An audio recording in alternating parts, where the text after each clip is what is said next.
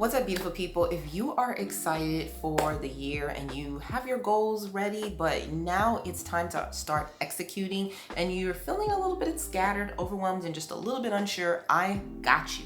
Today, we are going to go step by step on why planning quarterly, daily, and weekly are essential for executing. And it's going to be in a way that's not going to be overwhelming, but it's definitely going to be doable. And look, I'm going to tell you off the bat, it doesn't matter what planner you use. You don't even have to use a planner.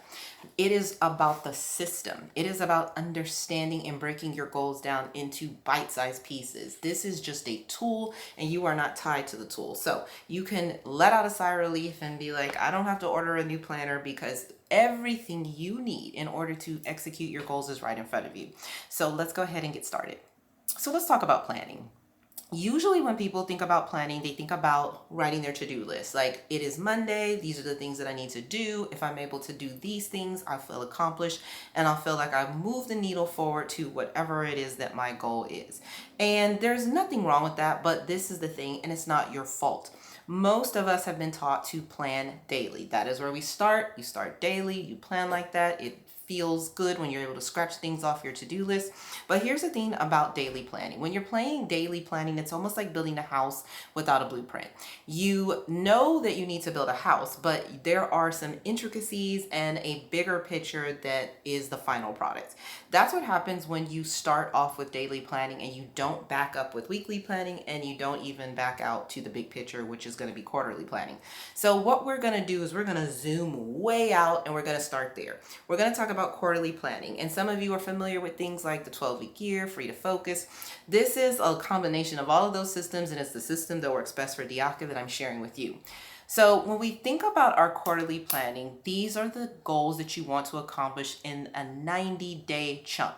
So you can have yearly goals. There's nothing wrong with that. But when your yearly goals aren't broken down into smaller pieces, they can seem either overambitious and overwhelming, or they can seem like you have a runway of a whole year to get it done. So when we think about quarterly planning, I will share one of the goals that I have for my quarter. And the first quarter of this year is I would like to run a 5K without stopping. Now, that's something I've done before. If you watch my channel, that you know that I have been dealing with an injury, but I was completely clear to resume my running from the physical therapist last week. So I'm over the moon excited. So I want to be able to return to my normal running and be able to run a 5K by the end of 90 days.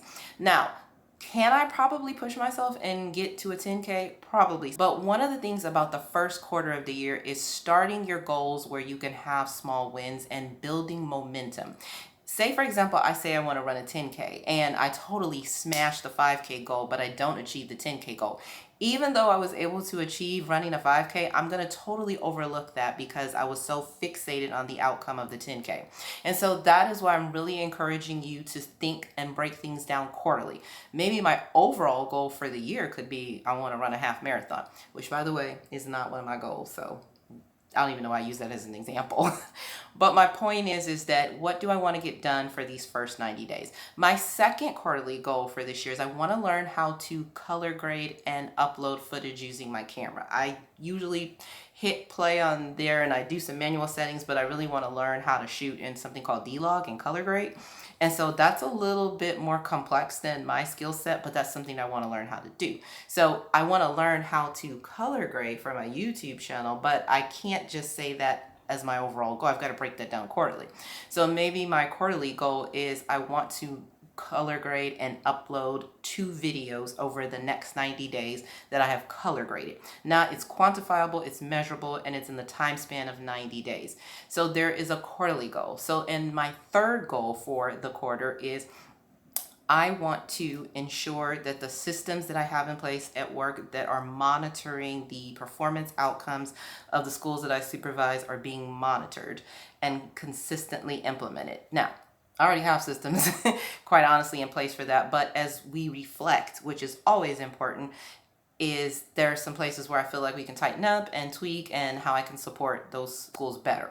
And so those are my 3 goals for the quarter. Now, notice what I did. I had a career goal, I had a personal development goal, which is the color grading, and I had a goal that's going to pour into me, which is health. So if you didn't watch my video previous to this, I would go back because we break down how to approach this before we even get into the planning and the execution. And I identified 3 to 4 words for me that are my anchor words for 2026, which were healthy, joy, peace, and adventurous. So notice the 3 goals that I just named are all things that are tied to those things. So I can definitely tie the 5K into the word healthy. There's no manipulating it. It goes very nicely under the umbrella of healthy.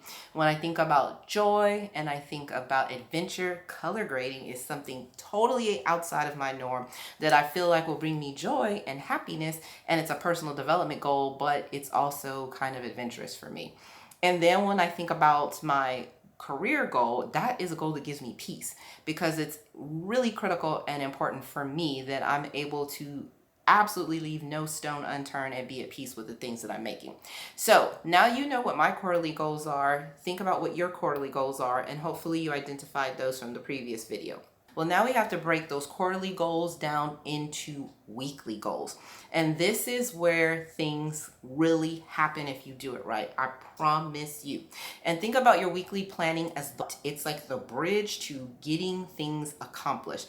So if I want to run a 5K over the course of 90 days, how can I break that down to the first 3 weeks of the next month? So let's say I'm gonna run 2 minutes and walk 2 minutes for the first 4 weeks of this quarter. That's my goal. Now it's done. I know weekly I want to run 3 times a week, and I want to run for this first week 2 minutes. But when I'm planning for the week, 3 times 2 minutes. Now I've taken a big goal like a 5K and I've broken it down into a weekly goal. And quite honestly, there's a piece of that I just said that's actually the daily goal, which we'll talk about in just a second.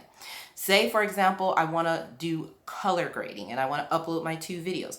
Well, maybe my weekly goal is to find one YouTuber that I really want to dedicate 15 minutes a day that I'm watching their videos on color grading. So now I've quantified it, I've made it measurable, and that I'm going to allocate a time set of 15 minutes a day to watch color grading. Do you know how much you can learn in 15 minutes if you actually paid attention to something for 15 minutes every day? Girl, I'm on TikTok for more than 15 minutes easily by the time I get in the house.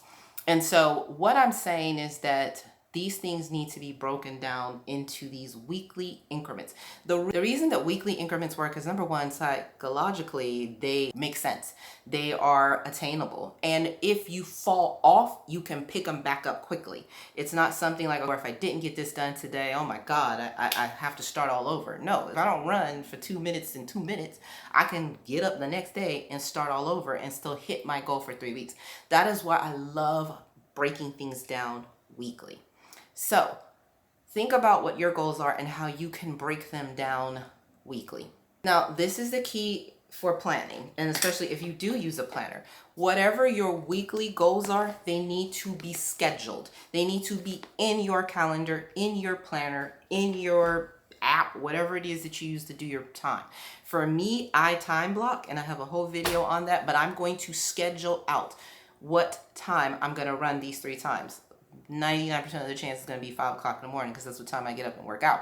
I am going to schedule out what time I'm going to watch this 15 minutes of YouTube about color grading.